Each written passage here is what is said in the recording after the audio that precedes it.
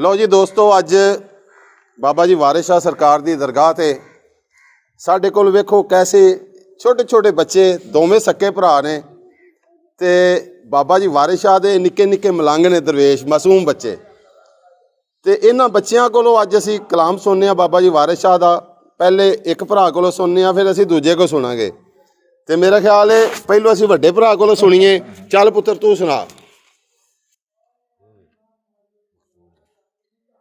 मखतून दा लाडला पीर चिश्ती शकल गंज मशहूर भरपूर है जी। बाया कुतबा दे विच पीर काबल जिदी याद दी जोर मंजूर है जी। वाह।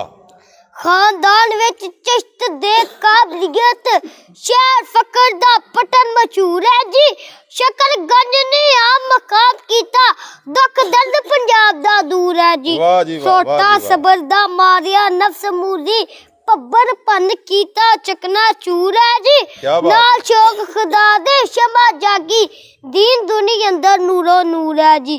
गंज खोल के दौलता वड्डियां ने फैज आपदा फैज गंजूर है जी।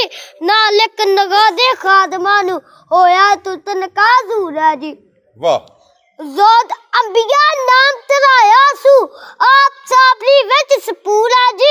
वारिस शाह फरीदो दीन उत्ते रहम रब दा फजल गफूर है। क्या बात है। हाँ भी पुत्र हुण तेरी वारी है। साग मारिया ने किवें खोले साग मारिया ने खोल लैंदा दे अन पुछदे मुंह ना बोलदे नी ए चलदा वसले चोर के भाषा पंगवर खोल देनी कदी आग दे मारे जा आप मारिए पैन दा बारो डोल देनी गन मारिया दे सबेला नुते मारिया दा दुख फोल देनी। क्या बात है। सानदान नु करना कोई झूठा झूठा कर कंगाल नु तोड़ देनी वारे साल तारे देने पै मारे मारे खोरे मुना। क्या बात है। वाह जी वाह, वाह जी वाह। क्या बात है, क्या बात है। बहुत खूबी। लो जी इन्हां दोनों भरावां ने दिल खुश कर दिता है।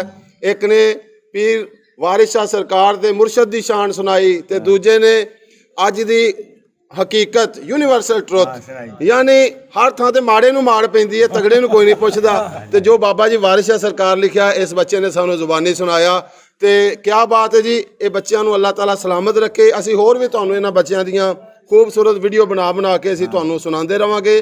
बहुत शुक्रिया। रब रखा।